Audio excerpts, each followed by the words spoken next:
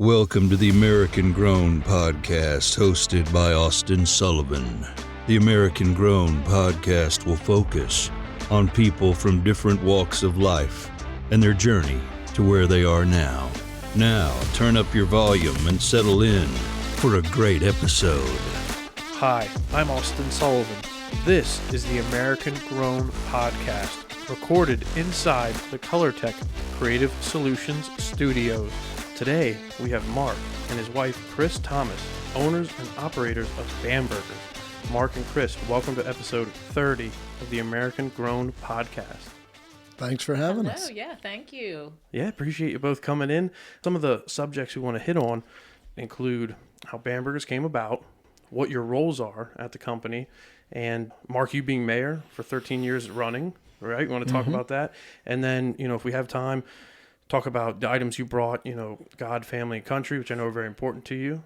And, we'll kind of hit on those. So first off, I want to shout out Katie Thomas, recently married to your son, Riley.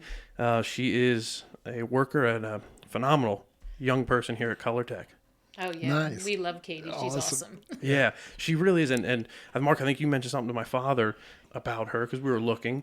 And, it's the print industry tends to be an older generation, and as people retire, it's hard to find those young talented people, just in general nowadays, finding people that want to work. No question, it's a challenge. So Katie, if you're listening, you're doing a great job. Keep kicking ass. We greatly appreciate it.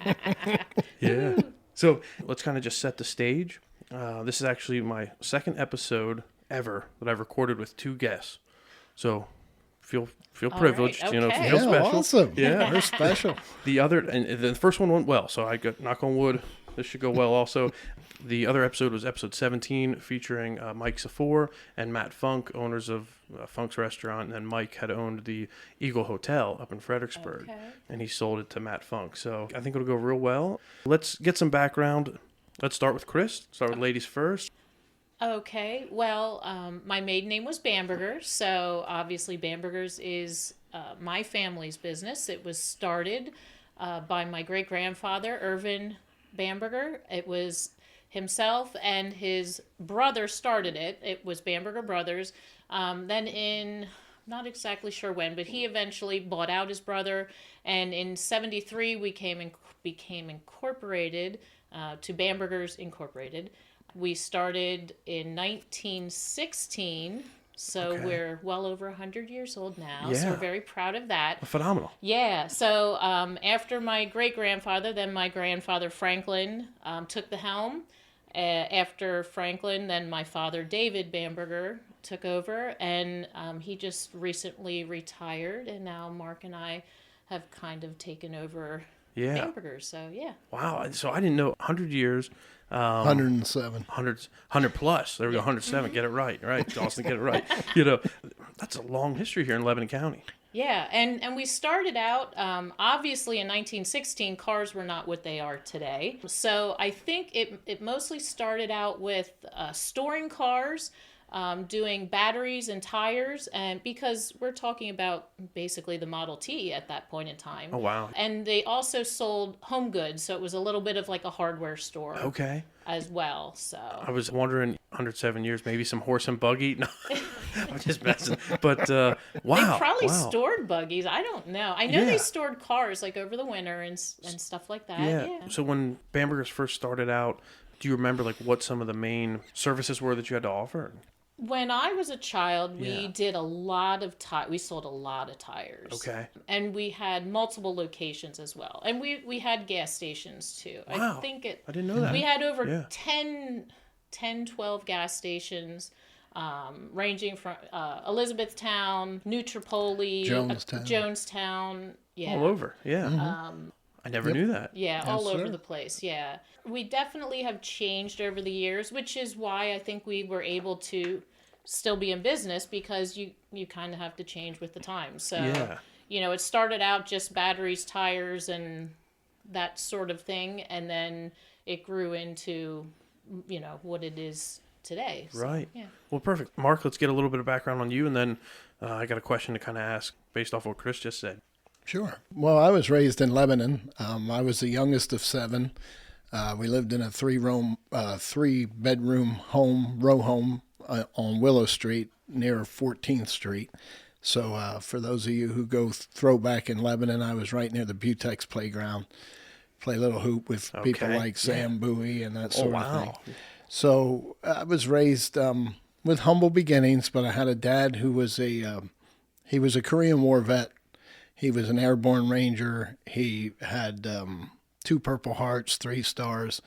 He was red, white, and blue. So he never tried to flash what he was or what he had, but he was always trying to give somebody a hand up, and everybody knew they could depend on him.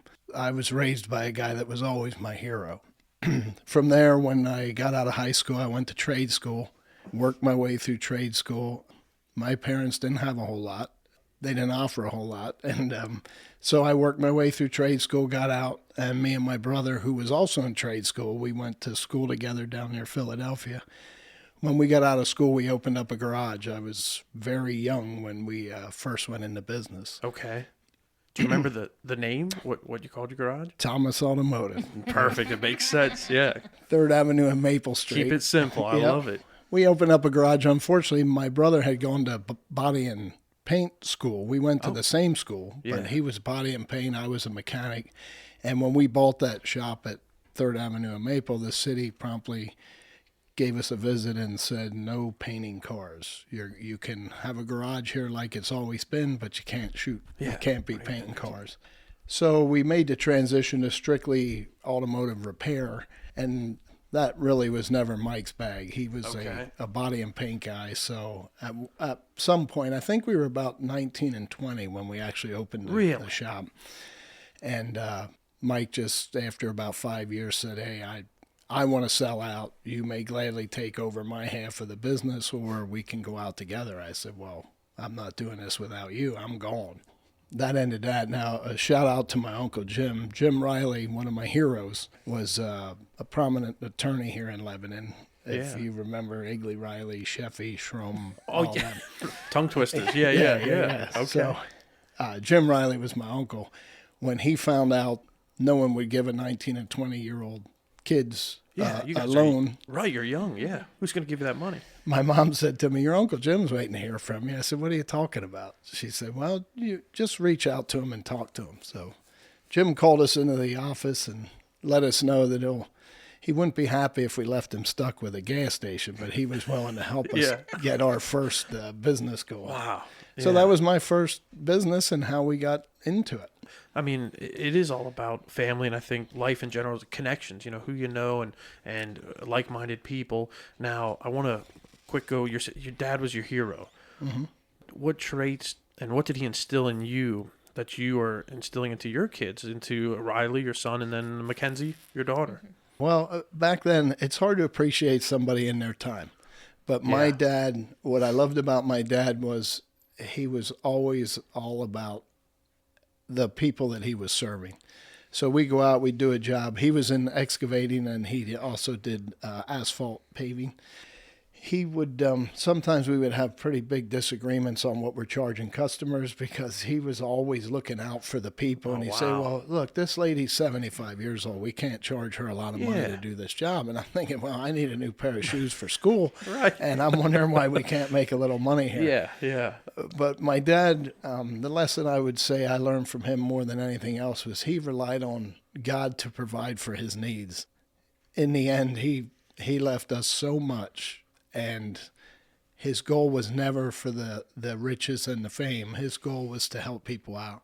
His legacy is just amazing. I mean, what he left behind for his children, he gave them all the things that we never thought he had. But he was just more interested in helping people out than he was trying to take care of himself. So that's huge. And that goes a long way. And that says a lot, about your father and about your family and what you're continuing, to do at Bamberger's now that you're owners of it. This is a question for kind of both you, Chris and Mark. Bamberger's been around for 107 years. What do you think, or what have you done to, like you said, reinvent the wheel or stay in business this long? Because a lot of, family businesses, it's tough. It's hard, and things come up, things happen. but you've been able to stay strong for that long. What do you kind of credit that to? We used to sell to other shops. We warehoused, and when the warehouse stores came into effect, like the Sam's Clubs and the Costco's, they really kind of took out the middleman, people like us that could sell to smaller shops. And the AutoZones and the franchise places like that, they came in and kind of whacked on the small business, mom and pop stores, right, so to speak. Yeah, we just had to find different ways to go. And one of the things was my dad decided to get into selling heating oil. So, that was very good for Bamberger's over the winter months. It was a lot of revenue coming in. Yeah. The summertime was fairly busy with the cars and fixing cars and selling parts. But, we didn't do the wholesale stuff that we used to. Yeah, we just had to do different things. So that was one of the things. And gas, we were a branded we sold Sunoco gas. That meant we had to buy our gas from Sunoco. That meant we weren't buying the gas necessarily at the cheapest cost, so you couldn't sell it at the cheapest. Right. So that was another area that kind of fell by the wayside because you weren't making enough money to make it worthwhile. Yeah. We were a full station, we pumped the gas, Yeah. So just as times change. I could see that would be hard, the gas station concept to be competitive, especially nowadays. And don't get me started on these big chains and the Walmarts and things like that. You know where I stand on those kind of things. But that was brilliant, really, for your family to think about getting into the oil, and heating and things like that. Because, right, automotive, you might not have as many. Well, maybe there's more accidents in the winter, but, they don't need service as much. So what are you going to do when you're a little bit slow over the winter? I mean, that's, yeah. Yeah, and I remember riding with my dad. I was probably in middle school, and my dad would go out on oil deliveries. It was a snow day. I was riding in the oil truck, and we were, the fill was behind the red berry bush. Okay, this is where we're going here. Yeah, right. Get out there and hook it up, Oh, wow. Those are great memories, too. Yeah, but it was, sometimes you're stuck in a farmer's lane in the oil truck, and other times. Yeah, you got to try to push it. But it was fun. It was fun. Yeah, different. So, Mark, same kind of question. What do you credit Bamberger's longevity to? Like she gave credit to her parents for changing lanes a little bit there on what style of business or what type of business. But yeah, her dad has a motor that just never stops. I mean, as far as people who have trusted me over the years, Dave and Seal, when I came back to Bamberger's back in 2010, they pretty much just let me have running the place. They gave me 100% trust. They never questioned anything. It was just Mark's back, and I did what I thought we needed to do to move into even further down the road and to take care of customers. And I was really blessed with the opportunity. When Bamberger's actually sold out back in 1999, as far as the parts side of things, they sold their warehousing to a warehouse out of King of Prussia. I went to work for them, and because I loved automotive parts, I was the king of Lebanon County. I sold parts to everybody. I always said I didn't drop business cards; I dropped receipts. I love it. You know what I'm saying? The sales already done. Dropping receipts. They knew they could trust me. I was there for them. I was there to grow their business and do everything I could. The auto part was like the last thing we talked about. Okay. Because they knew me. They knew, hey, Mark, where do I get this? How do I do that? Oh, my computer's broke. Can you fix that for me? Yeah. And I'm a computer guy, so I made sure my customers were in a position to succeed. And as a byproduct of that, they called me for all their parts. So with all that said, when I came back to Bamberger's, when I went to work for that company down in King of Prussia, my boss, Bill Green, he just had a phenomenal way of looking at things. And he was a Jewish man, and we were like complete opposites on everything. We would bang heads all the time in sales meetings. And he was all prim and proper, and I'm this loose cannon that comes in just firing by the hip and blowing up every meeting. He had this perfect meeting plan, but he taught me so many things. And he's that guy that no matter what situation, you're presented with, and you see this every day in life, the frauds on news and in politics or in business, they offer you, hey, is the glass half full or the glass half empty? Yeah. Bill always had a way of coming up with who took our order. Okay. So it's Yeah. not always just, is it this or is it that? But if I can lead you, if I'm trying to lead you astray, and I only give you the two options that are obvious, then, that just made my job that much easier if you're dumb enough or inexperienced enough to go along with it. So anyway, when I came back to Bamberger's, I had a ton of great opportunities that had gone my way. And that business that I was involved in, we grew. I think our first year out, we were $12 million a year. And Wow. the year we bought the company, I think it was 11 of us bought the company. Oh, shortly after I went to work for them, we had the opportunity to actually buy the company. Well, that escalated quickly. Yeah, a 12 warehouse auto parts Yeah. deal. Holy We bought them, and in the first year out, I think we took it right to $20-some million in sales. So Holy we cow. we kicked that much rear end for the next 5 Yeah, years. dropping receipts. Exactly. love that. Everything we Yeah, touched yeah. just turned to gold. And ultimately, our competition was tired of us kicking their can around Right. Jersey and Pennsylvania, so they bought us out, and we all made 35 times our original investment. Wow. So it was That's not bad. no. Yeah, I'll not- take those odds. Yeah. Those numbers. So, how did you two meet? Let's get that backstory, and then kind of get to when did you take over Bamberger's? What was the year? Mark Thomas, Chris Thomas. When did you start running it? Do you want to? If it's all right, you don't have to that's share it fine. all. Well, no, I don't mind telling it at all. Well, we met because, as he said, he had a shop. So he bought his parts from Bamberger's. We were one of his suppliers. And I used to deliver parts to him on occasion, my sister and I. And my sister was friends with Mark and Mike for a little while. And I think my sister may have was she kind of involved in wanting us Yeah. to go out? So Well, no, she wasn't involved in us going out. Becky, Chris's sister, got me the job at Bamberger's. Okay. So Yeah, that's where I was looking for. How'd you get into Bamberger's? Okay. yeah, I wanted, after we sold our garage, and we kept the building, but we sold the business. And I was looking for something and kind of like, what do I want to do? And I thought I should be sales. I really think I would do okay at sales, right? Yeah. Yeah. So I put in an application at Bamberger's, and I kicked it around, and I hit Dave up, Mr. Bamberger, and the sales manager, and things weren't really going at a pace I really wanted to see it, like, hey, you're hired. Yeah. So Becky we were friends with Becky, and I said, hey, Becky, can't you do anything? Can't you pull a little weight in there and get me that job? So Right. Becky went to work, and I got the job. And then meanwhile, Bamberger's was a vendor of yours, so you were stopping in. Chris was probably looking across the counter. So I first met Yeah. him when he was a customer, but then he came to work at Bamberger's, and then we got to know each other better because he was working at Bamberger's, and I was in college at the time, so And she's only human. You know what I'm saying? She couldn't. She Listen needed to that him, huh? super Yeah, strength yeah. mark. You know, Right. he's one so shot hot. of it. Yeah. Yeah. So, all right.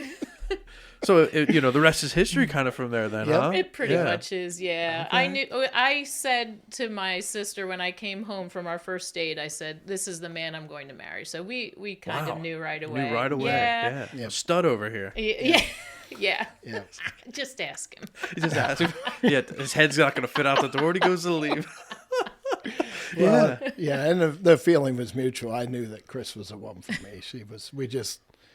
We were right for each other, no question. Yeah. So then you both started working, do you remember early on what was your role there? So you were sales or? Yep. At the time, I was sales, and Chris was pretty much do anything. Like she said, in the very beginning, she was still in college, and then when she got out, she was working in the office, and Well, I was trying to get a teaching job because Okay. that's what my degree is in elementary education.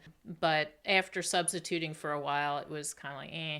It's hard to live your life not knowing what you're doing every day and waiting for the phone to wake you up in the morning. Yeah. Now, I believe they do substitute teachers a little differently now, but yeah, for sure. waiting for that phone call Oh, every right. morning, I enjoyed the teaching. I would love to teach, but God had other plans for me. It Yeah. was, I guess, to be in my family business. So. Which, looking back, is probably a great call. I mean, Yeah. look where you're at now, and Yeah. and look at the some of the poor teachers now and what Yeah. they're going through, Yeah. what they have to put up with. You know, I was very fortunate that I was able to stay home with our kids, with Riley and Mackenzie when they were young. And I loved that. That it's is my quality favorite time. job of Yeah. all times, is being mother to my 2 children. There you and go. it still is. And Riley is married to the awesome Katie Zell Katie. Thomas now. Shout out to Katie Thomas. Yep, we love Katie. She better listen to this. No, Katie, shout out. You're great. We're doing great, but I want to get a couple more, because I know, Chris, you have to leave at some point. Where are we at? Okay, we're still good? Oh, yeah. Okay. We're We're good. great? Yep, Okay, good, yep, good. We're good. So I always ask, who was a mentor for them throughout their life? A lot of times it's a father, it's family. Sometimes it's a coach, things like that. So I want to ask both of you, if you had to choose one mentor that really influenced you, maybe, Mark, you might go with your father, but I just want to throw that question out there in case it is someone different. A mentor's a little different than a hero. My mentor, one person that meant so much to me in my life, was my Uncle Lonnie, who happens to be the brother to my dad. My dad was raised in the hills of Virginia, all the way down at the southern west part of Virginia. Great area. He always wanted to move back there. He ended up here, and he met my mom because he was stationed at the Gap after Korea. He's always wanted to be down there. So I kind of think one of the reasons I'm a little bit different than everybody around here is I'm not that Pennsylvania Dutch guy completely, and I'm not that complete rebel. Yeah. I'm sort of in between, but I feel like because I have both sides on my family, I feel like I'm right down the middle, You're a good mix, right? Yeah, right. yeah. He still is a Virginia hillbilly, though. Let's not kid Threw ourselves. him right under the bus. My Uncle Lonnie was a Vietnam War vet. He always reminded me of how relaxed, laid back, and pleasant my dad would have been had he not have killed Chinese really every day for 11 months. Right. You know what I mean? That does something to you, I imagine. Yeah. My dad went through a lot in Korea. If you ever study the history of Korea and the Rangers, it was just a horrible life fighting the Chinese. And we're fighting the Chinese till this day. Anyway, getting back to my Uncle Lonnie, he's the most pleasant, giving, awesome individual you ever want to be around. He's like, if he walks into a room, it just lights the room up.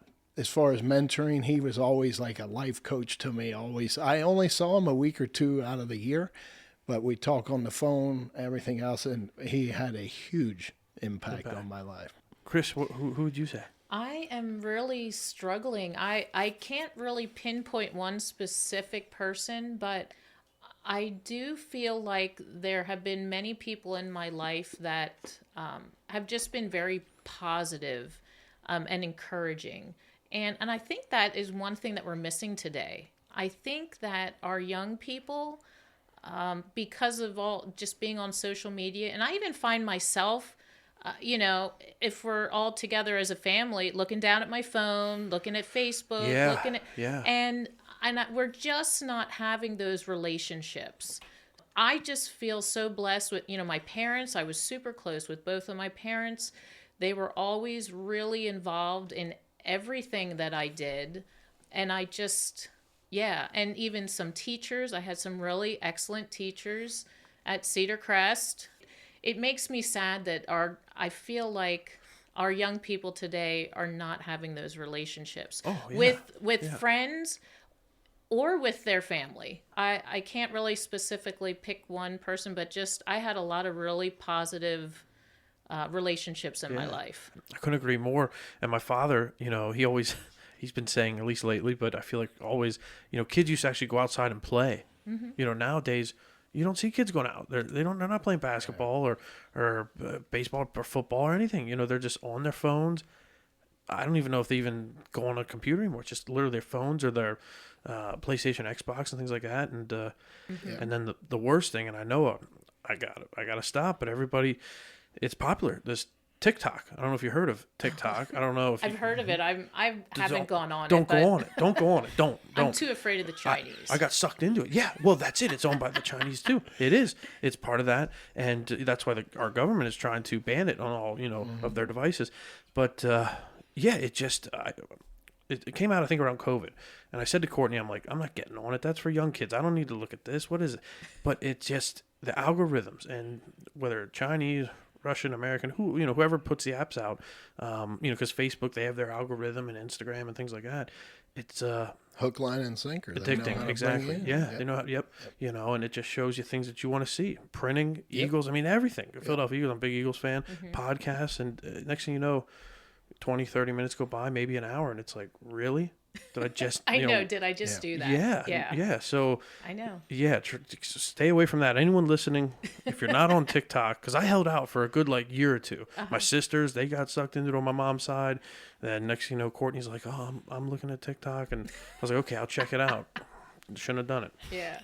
I should not have done it. So, now let's speed it up to current day. What would you say your roles are now at Bamberger's? Are you out on the road making those deliveries? Who's really the boss? Who's running the show?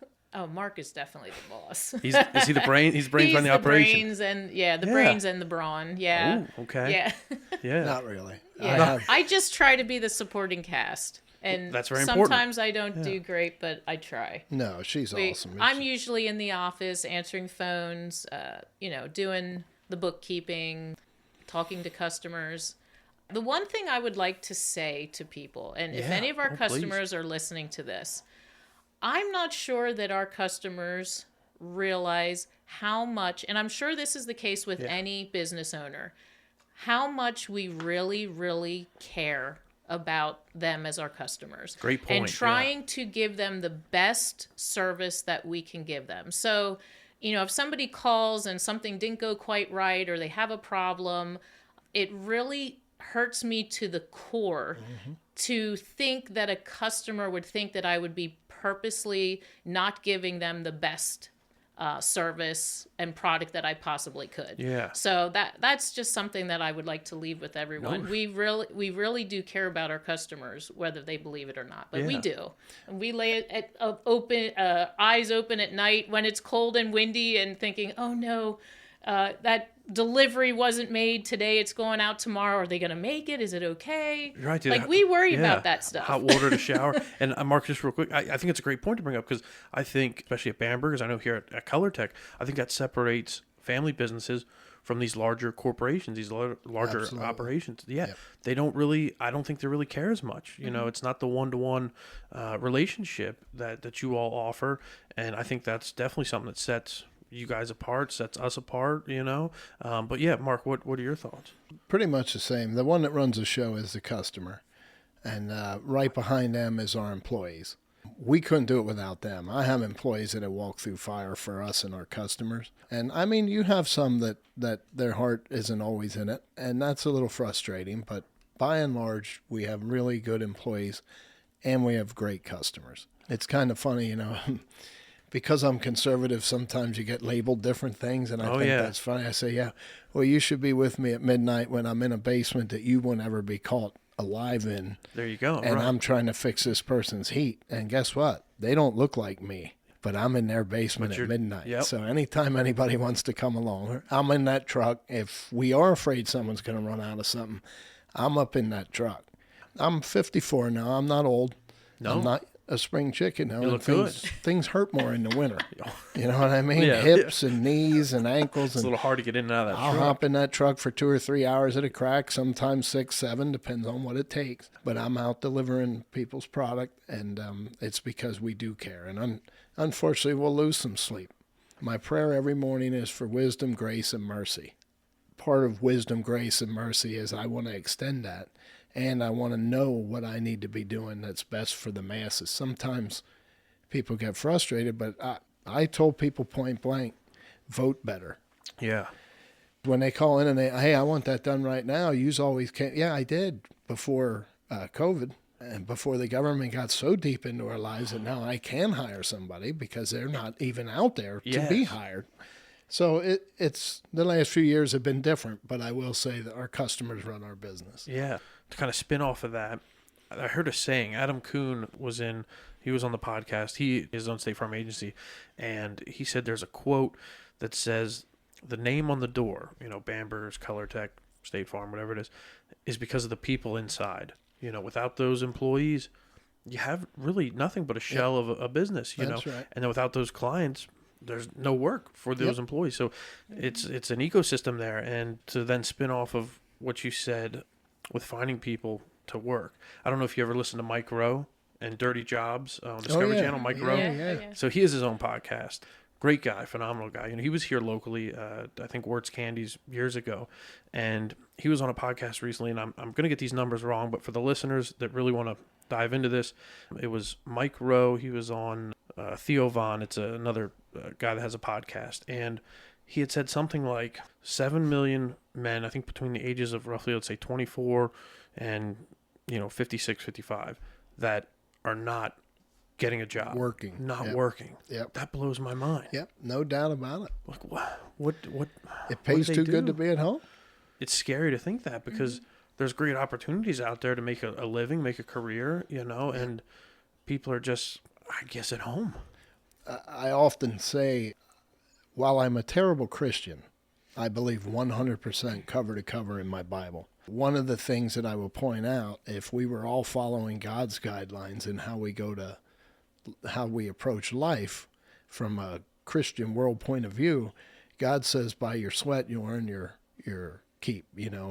6 days shall thou labor. We could go on. I could get you plenty of different Bible scriptures to back the fact that you need to get out of bed and you need to go to work. And I think our mental health, our physical health, I think a lot of things are attributed to either good or bad, whether you're going to work or not. But getting out of bed and going to work 5-6 days a week, I believe that's completely right, healthy, and the proper thing to do. Yeah, and even if you're working from home, it's different than walking out of your house and going into an office or somewhere else. Just think about if you're home sick. At first, I'm just going to lay on the couch. I'm going to relax. But after you're laying there for a certain amount of time, it's like, I got to get out of here. You think most people would, right? Yeah. You feel their nerve, kind of, like you said, exactly. You get up off the couch, even if you're sick with a cold. Yeah, exactly. It blows my mind. And I don't know if they're just on TikTok or they're playing video games. Like, what are these people doing? It drives me nuts, because it's tough to find. It's been a challenge, especially the last 3 years. Yeah, it's been a challenge. Yeah. Getting the right people in the right job. Now, God's been good to me.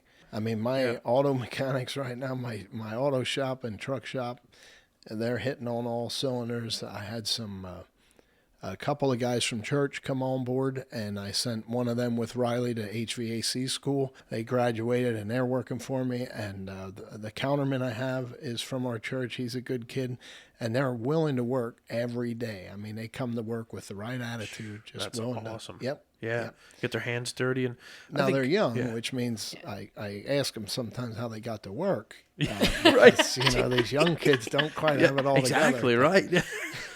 And the HVAC techs get very dirty. They come back with black faces. Dirt under their nails. But I think, like Mark, like you said, and Chris, when you earn something, it means more. Absolutely. When you go out there and hustle and work hard, a 40-hour work week, sometimes more, you feel better. I think at least I do. I do too. Yeah. Yeah, one of the lessons my dad, again, when I was 16, it was get your piggy bank and we'll go get a car and you can fix it up. Yeah. You didn't buy these kids today are driving nice cars. My first car had primer on it.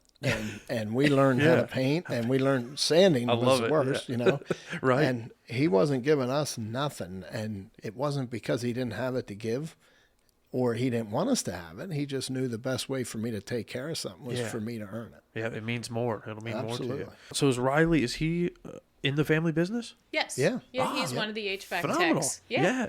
Gosh, because I remember high school doing the photography and everything, sports photography with Blue Cardinal Photography. So has he been in for 2-3 years? How long has he been there? He's coming up on close to a year. All last summer when I hired him and Caleb, they went to school for, I believe it was 10 weeks straight. And then they started like in September. So they were really thrown into the fire, no pun intended. Oh, yeah. Because, they just came off of summer school and then right into the cold season. But they're both doing good. And so he's coming up on a year. Now, he did get his private pilot. So he has his private pilot license.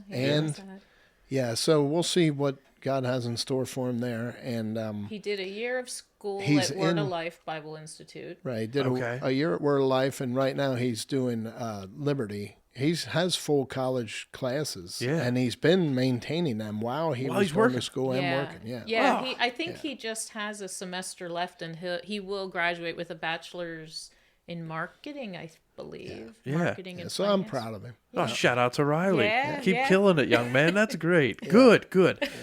So, Mark, when you started with your brother, Mike, you started that garage, did you ever think that you would own your own family business? No, I had no idea what was in store for me, but Yeah. no.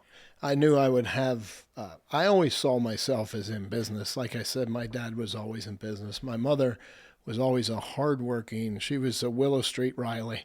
I'm sure a lot Yeah. of people in Lebanon that hear this will know who the Willow Street, Jim Riley being her brother. Both my parents were just extreme family, hardworking, get it done kind of people. The difference was my mother was a go to work somewhere, and my dad was there's no future in going to work somewhere. I need to own my own business. Yeah. So he had the vision. He didn't always bill accordingly and, that sort of thing like we talked about early on. But Yeah. again, he had reasons for that. So I never saw where I'd be today, no. That's the long and the short of it. But you like where you're at. You wouldn't have it any other way, let's say that. It's awfully challenging. When I got back to Bamberger's, I felt like Dave and Seal had worked so hard for so long. If I could just get a few of the hurdles that were still there taken care of, get the place under good control. They had a good working business there, but it was because them two were working so hard. Okay, right. So I used some of my knowledge and some of my life experience to hire the right people and try to get a few things straightened out or upgraded, brought into newer, like our trucks were all getting old and things like that. So yeah, I feel like we've moved the ball pretty far down the field, and I got them retired. That was my goal, is to let them have, because to be honest with you, they worked so hard for so long, they didn't know anything else. And I don't think they wanted anything else. And I'm like, you guys Live life a little, relax. Yeah. I think Seal was starting to feel like she wanted out. Yeah. And Dave had there's Intentions. no rest in his bones. So Okay. He's 73 and still works. He can go to work with our young guys. He's ready to go. They'll go out on a job. He'll go on a job with them Yeah. because he's the guy for like waste oil furnaces. They run on used motor oil. Okay. Dave has 40 years of waste oil furnace experience, so he'll take the boys out, and they come home with their tails dragging, and the old man don't look too bad. He's going to school him. He's going to educate him out there. Oh, that's great. Wow. So what are all the services that you now offer at Bamberger's, or what's the main ones that listeners could benefit from here in Lebanon County? Okay, so we have automotive repair, truck repair, trailers, lawn trailers. We try to do everything. If you have a lawn trailer that needs inspected, we do it. Truck repair. Okay. Auto. And coming soon, Auto repair. motorcycle inspections. Oh. We will be doing Okay. that Motorcycle. soon. But we do auto parts. We have an auto parts store there, a nice little showroom. Fuel oil, service of your furnace, home heating. Okay. We do a little bit of air conditioning, but I really don't like to do. Air conditioning, you almost ought to be an air conditioning person to do that. We'll fix it for customers that we're just trying to help out. I'll go out and do AC, but it's not my thing. Heating, and my love is propane. Yeah, it's propane. Propane is Okay. clean and made in Pennsylvania. Oh, you got to love that. And Texas, which Let's is go. my favorite state. Oh, Texas. amen to that. So anyway, Yeah. propane's my thing. From the day I came to Bamberger's, one of the things I was most integral in doing is blowing up our propane. But that was a bad choice of words. Increasing volume. Growing it, blowing it. Growing the propane business. The first Not year I was there, I exploding it. doubled our sales. Right. Wow. The second year I was there, I doubled our sales. Dropping receipts. Right, Dropping right, receipts. exactly. Got to bring it yeah. back. Absolutely. And people got the idea that I just love me some propane. Yeah. Well, and he Propane accessories. he loves propane, and he kind of finagled his way into the terminal before we really were to the point of being able to sell that Yeah, much that's propane. a funny story but, too. Yeah. But yeah, it all worked out. If well. you have the time, yeah. Yeah. There's a terminal Go for down it. in Schaeferstown. Okay. Now we're very, very low volume. So we're driving all the way to Elizabethtown. And the pump is so slow at Elizabethtown, it would take literally for Mr. Bamberger to drive to E-Town, fill the truck and come home was about 5 to 6 hours. Whoa. Yeah. Oh my gosh. Very Yeah. slow. True story. Very long. Okay. D.O. Date Road. Yeah. So anyway, finally, I just couldn't take it anymore. Schaeferstown is like this pipeline booming distributor right at the bottom of the hill on 501 there in Schaeferstown. Yeah. Yeah. Before you head south. And I call my salesperson, whom I owe a debt of gratitude. Her name's Kim Kelly. I call her one day. It must have been 105 in the shade. And Yeah. I say, Kim, I need to buy propane from you. Yeah. And she said, Mark, you know I can't do that. You're just too small. I say, Kim, you keep telling me I'm too small to buy gas from you. And I'm telling you I can't grow until I'm buying your gas. There you go. Yeah. And she said, Mark, you're breaking my heart. You just make it too hard. Yeah.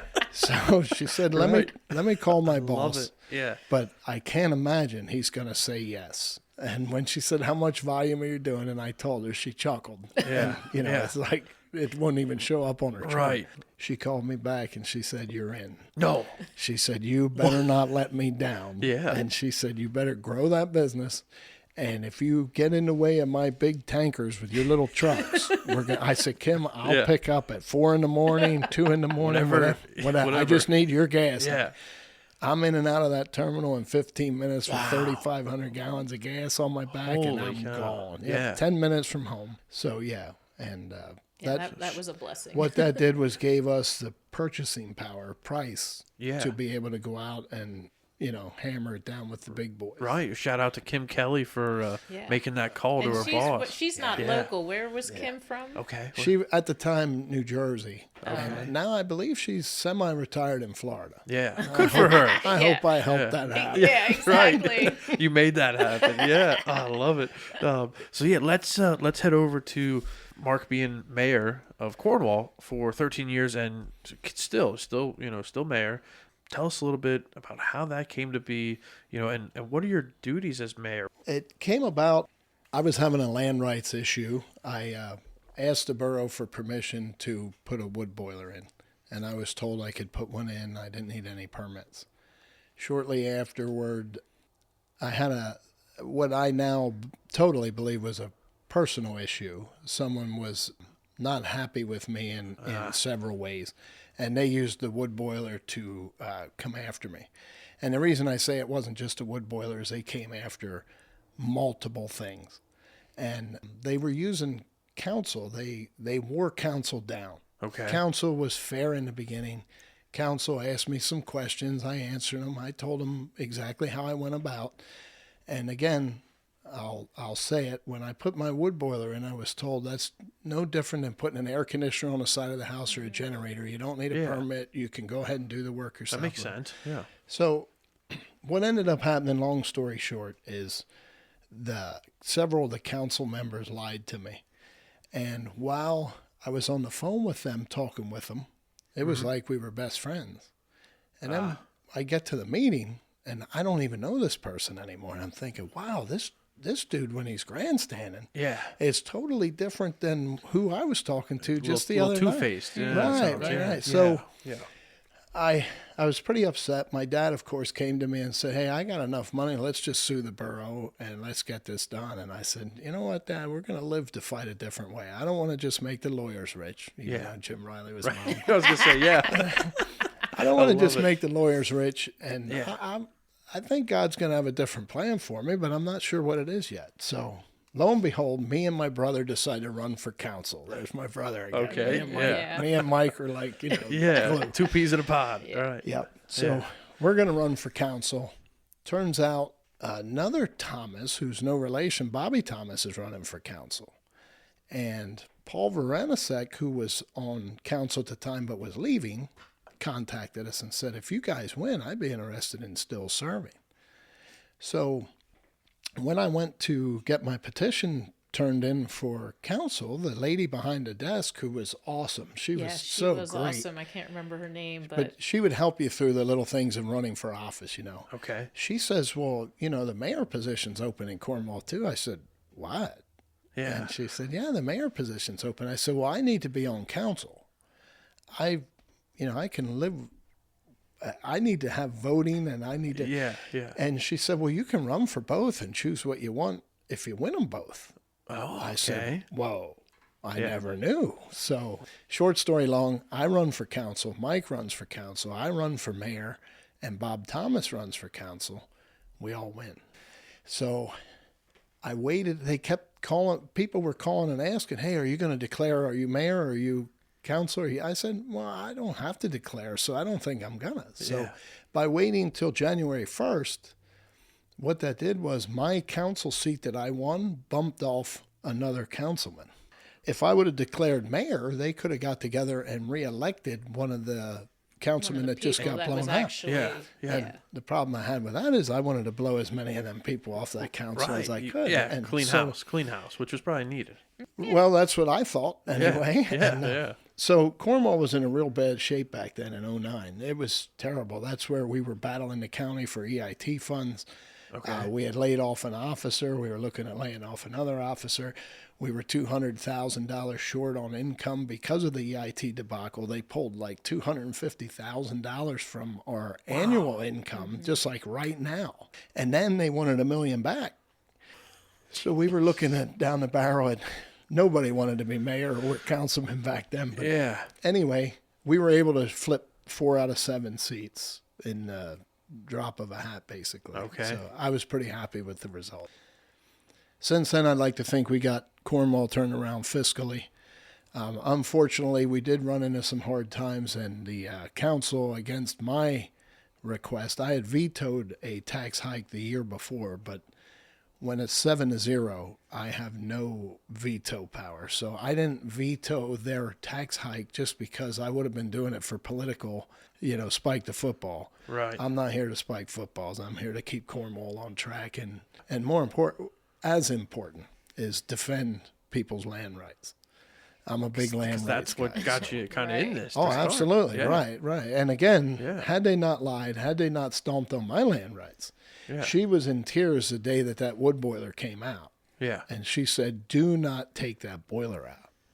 And I said, honey, just wait. Right. It was just the principle of it. Yeah. Like, we didn't do anything wrong. Right. It's your land. It's your property. Yeah. King David might have had a wife that was saying, don't go fight Goliath today. And King David said, just wait. I'll be back. Right. He handled business. Took care of it. Yep. Yeah. On the form to be on the podcast, you had mentioned, the 3 kind of most important things to you: God, family, and country. Yeah. So can we hit on that a little bit? Like to get a little bit of input on what you think with the current, maybe not so much politics, but just the craziness that's going on in the world. Well, sure. Our Constitution's being stomped into the ground. Our Constitution was written off of biblical principles. I think anyone that doesn't like our Constitution or the way America lives its life should just tell it walking. So, like I said to you earlier, if we would be following God's principles today, God says 6 days shalt thou labor. God says, love your neighbor more than yourself. Mm-hmm. Yeah. What? Yeah. What? Not a lot of people are doing that nowadays. That's exactly right. If you have 2 coats, give your brother 1. I mean, I could go down the list, but when our forefathers wrote the Constitution, it was written on Christian principles. There's no question about that. I'll argue with anybody all day long. They wanted justice. They wanted law and order. With that justice, they wanted some compassion. And I'm all for that. Today, if you think about what's going on in the world today, our justice system has been completely annihilated. And that's where they have us. See, if a cop pulls you over and he's a dirty cop and you don't like the way he handled you that night, you can stand before a judge. Yeah. But what happens when the judge is a bum? Now we have a problem. It's not fair. And that's where, if you ask me, they have eroded our justice system to pieces. Yeah. I know partially how they did it, but that's what's wrong with America today. It's not what they say is wrong with it. It seems, in my opinion, like the recent incident in Ohio, right, East Palestine, with the train wreck and they burn and all these chemicals and things like that. I don't want to get too political, but I just don't understand what's going on really, because it should be America first. It should be take care of the citizens here in America, take care of our veterans, the people that have served, and I just feel like a lot of that's going to the wayside. Oh, absolutely. Yeah, I don't know why it's offensive to be proud of your own country and to want to take care of your country, because we should take care of our country first. Yes. We are the most generous country in the whole world. So I don't think it's selfish of us to want to take care of America first. That shouldn't be a bad word. All the 3-letter departments that we have that have failed us, like the FBI, the CIA, the IRS, let's add the EPA in there. I have to be careful what I say because I'm in the fuel oil business. Right. The EPA has a heavy hand. Yeah. Where was their heavy hand in East Palestine? Yeah. If they so much as think I might have dropped a drop of oil that could kill a fish, they're on me like stink They're on. coming to shut us down. I believe Right. it. But the railroads are one of the favored They're a golden companies, so child they're of the not government. treated like Right. everyone else. Well, they're definitely crucial, to e-commerce, throughout America. But somebody has to be held accountable. But just the response time blew my mind, and I agree. When it comes to really anything government-wise, especially news-wise too, I don't trust it. I don't What listen a to anything. joke. And Yep. even both sides, because sometimes whether you're CNN, Fox News, whether you're conservative, liberal, Democrat, Republican, I just feel like whoever it is, the powers that be, and I know we're getting a little off topic, but I kind of knew we'd go down this road. I just feel like it's very divisive. The current climate, it's pitting sometimes family and friends and neighbors against each other just because you look at things differently. Correct. And the media is doing that. They are encouraging the divisiveness because that's good news. It sells. It makes people tune That's in. true. I didn't think So- about that. But Yeah. I always say, some people say, oh, don't talk politics, don't talk religion. Right. Well, you know what? Our forefathers did talk about that stuff, and they flushed out different ideas. If you have a different idea than me, by all means, tell me why you are thinking the way you're thinking. You might change my mind, but Right. if we can't have a conversation about our differences, how will it ever get resolved? It Yeah. won't. People don't even want to have that conversation. You just get a label, you're a Trumper, you're Yep. a Right. swamp, you're liberal, you're this and that. You are the terms, and it's just Yeah. like, we're all Americans. Why can't we just, figure things Exactly. out to better our country? Not to go full-blown religion and scare people, but the battle is it's God versus Satan, and stand behind those principles. My principles aren't compromised because I can defend my biblical stance with my political stance. So it doesn't make any sense to me. If you take God's principles, work. So, I mean, you could go right down the list of everything you want to talk about. Hold on, where's I going with this? I have to edit this part out. I had something really good, Chris. I did. Hold on. No. Oh, yeah. Okay. Yeah, take a sip. Let's to pick it up, where I was going with it, America, I truly believe, is the greatest country. You can live your life how you want.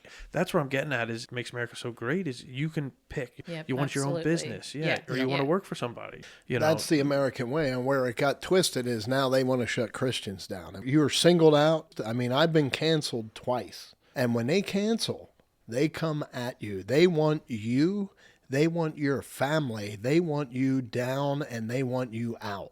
If you're following this good book right here, that's not how you're going to approach anything. Let's touch on that. So you brought 2 items, and the third you said was your family, because you have Chris here, and Mike was going to be here, but he had something come up, so he couldn't make it.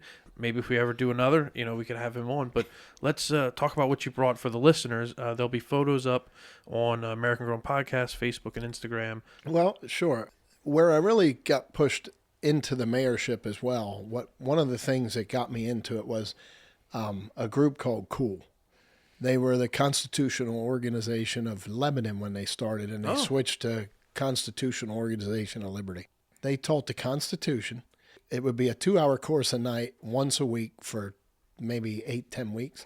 It was a great course, and what they taught was the thoughts, beliefs, and teachings of our forefathers. And even though I knew the Constitution, it really comes to life when you start reading what our forefathers wrote, and you're like, wow, these dudes really had it together. Yeah. And they really understood what God's plan was for man. God wanted man to be free, free will, and he wanted man to live life abundantly. And he says, I will give you the pleasures of your heart. But what he asks out of you is to give your heart to him. We've lost our brotherhood. And this Constitution can only protect us as long as everybody in the game is legit. As soon as you start having one side stealing or 30% stealing or 50%, once the tipping point is that we're no longer a good and wholesome society, this Constitution doesn't hold its value. Well, the Constitution is supposed to be the chains wrapped around.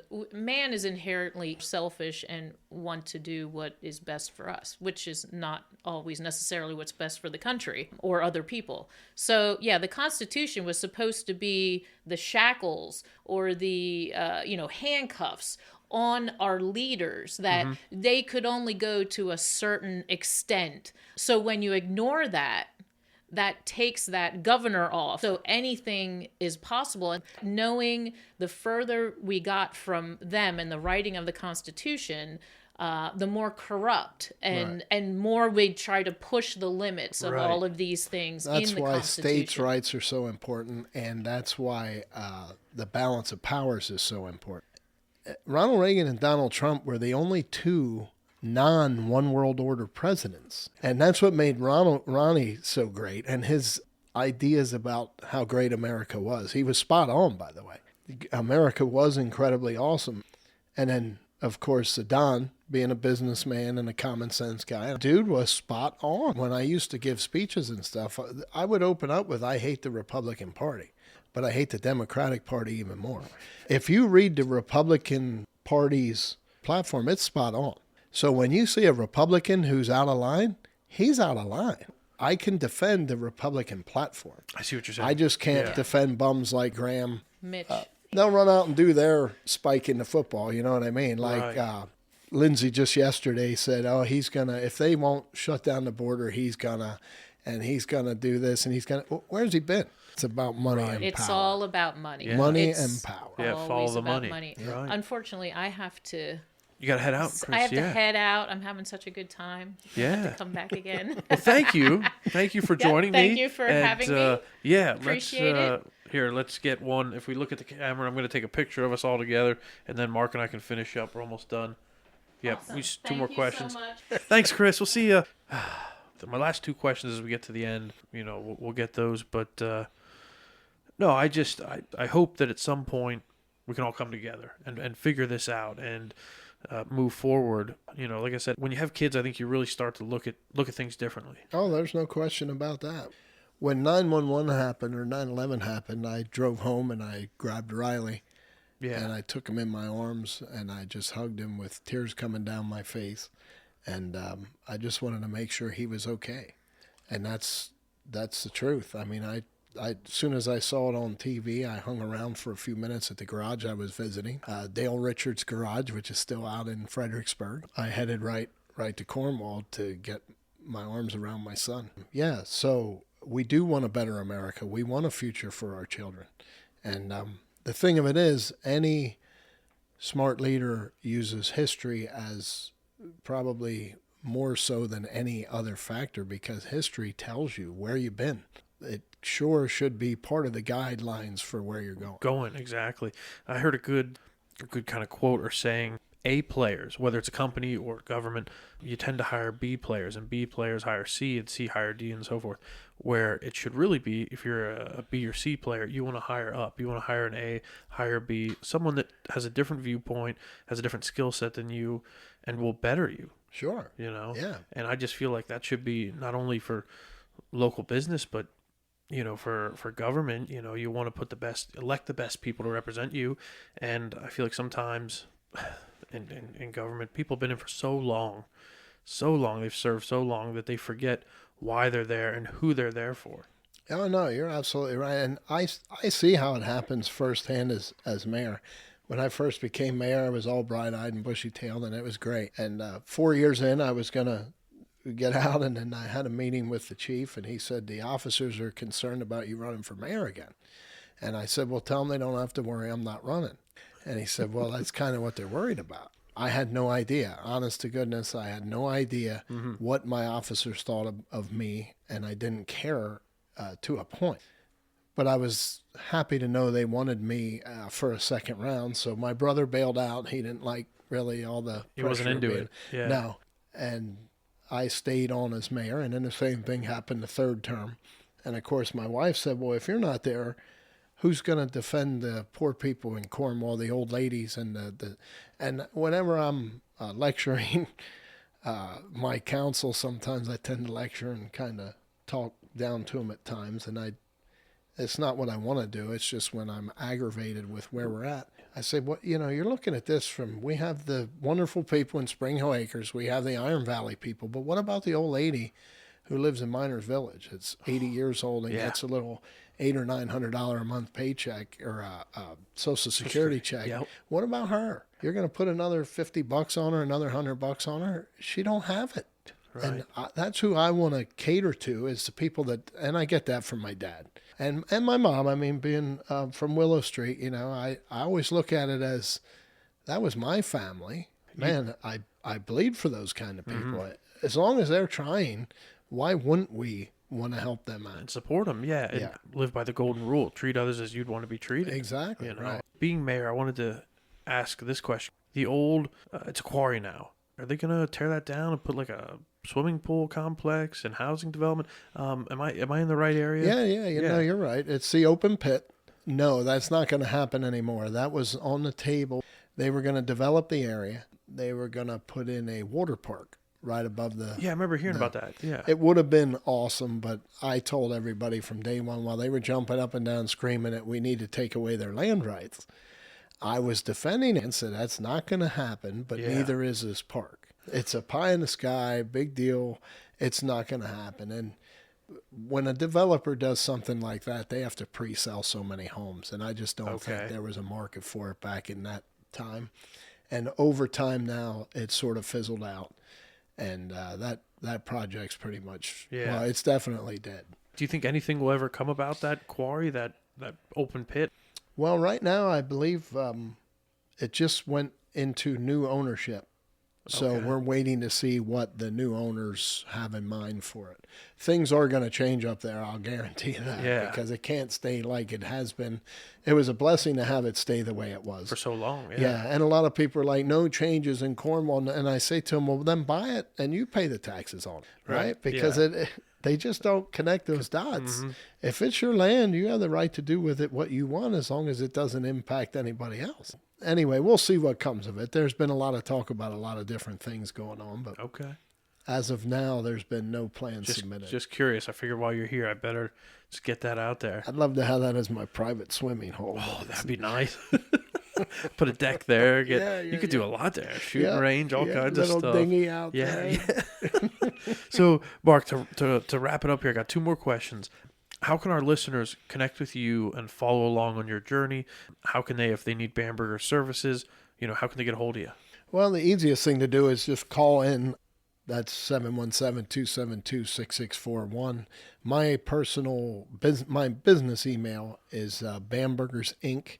That's BAMBERGERSINC @gmail.com. You can reach out to me. The best thing to do is stop in. It's kind of like a throwback business. Yeah. So just come in. We're at 122 Schneider Drive in Lebanon. We're right in the city, right down the street from the Federal Credit Union, across the street from the Battery Warehouse. Come on in. If you don't feel at home, look me up and I'll make you feel at home. There you go. You need your car service. You need propane. Yep. You need some parts.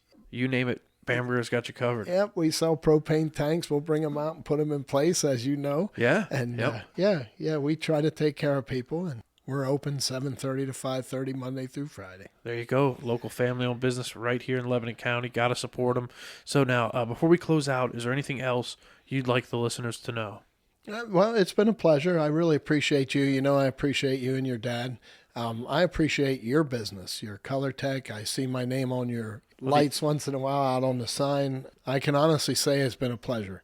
You guys, knowing that you are both just a phone call away or a text, we do business with you outside of the printing. I just really appreciate you guys. You've always been, it's been fun to watch you. When I first met you, you were still in college. I had hair back And- then. Yeah, and you were, yep. Yeah. Just a young, and I know your family, and small business is really neat. Family businesses are awesome. Yeah. We put a lot of food on a lot of tables. Oh, yeah. I don't ask anything in return. I just try to just keep muddling my way through and trying to do the best I can for my customers. And at the end of the day, you just pray that you're glorifying God, getting it done, and you make a lot of friends along the way. It's a There good you go. journey. Yeah, definitely the lifeblood, family business, small business, lifeblood of America. That's how it should be, and I think that's the way we grow and better the country as a whole. Yeah, no, I agree. And that's, the government can stand behind the Walmarts and the big companies all they want because they can control them. And you found out during COVID, the ones they couldn't control were small business. And your employees, they need, like you said, need that paycheck, need the food on the table. How could any business really not be an essential business? Amen. I agree 100%. Yeah. You're right. You're right. Yeah. I agree. Well, all right, Mark. I feel like we could go on for hours, and we'll, if you ever want to come back in, we'll get a part 2 maybe. But I'm going to close it out if that's all right. Yeah, sure. It's been awesome being here. Thank you. Mark and Chris on the American Grown Podcast and the Colortech Creative Solutions Studios. Thank you for joining me. Thank you. To see photos of today's guests and more content, just search American Grown Podcast on Facebook and Instagram. If you enjoyed this episode, please subscribe and leave a review. If you'd like to be a featured guest on the podcast, please direct message or email Austin at americangrownpod@gmail.com.